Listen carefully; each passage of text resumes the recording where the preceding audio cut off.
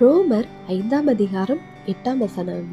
தேவன் நம்மேல் வைத்த தமது அன்பை விளங்க பண்ணுகிறார். கிறிஸ்துவுக்குள் அன்பானவர்களே, தேவனுடைய 2 பெரிய குணாதிசயங்களை நாம் கவனிக்க வேண்டும். 1 அவருடைய நீதி, 2 அவருடைய அன்பு. தேவன் நீதி என்ற குணாதிசயத்தில் வளைந்து போக மாட்டார். அதே வேளையில் அன்பு என்ற குணாதிசயத்தில் சற்றும் குறைந்து போக மாட்டார்.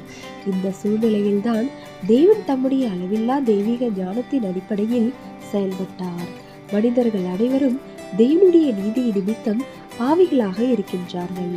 அதனால் அதற்கான தண்டனையை அவர்கள் பெற வேண்டும். ஆனால் அந்த தண்டனையை நிறைவேற்ற தேவன் தம்முடைய ஒரே பேரான குமாரனை பூமிக்கு மனிதனாக அனுப்பினார். ஆண்டவராகிய இயேசு கிறிஸ்துவும் நம்முடைய பாவங்களை ஏற்றுக்கொண்டு சிலுவையில் ரத்தம் சிந்தி நம்மை தண்டனைக்கு நீங்களாக்கினார். இதன் மூலம் தேவன் தம்முடைய நீதியையும் நிறைவேற்றினார். நம்மேல் வைத்த தமது அன்பை சற்றும் குறையாமல் விளங்க பண்ணுகிறார். தேவனுடைய கிருபையும் இரக்கமும் நம் அனைவரோடும் இருப்பதாக. ஆமென்.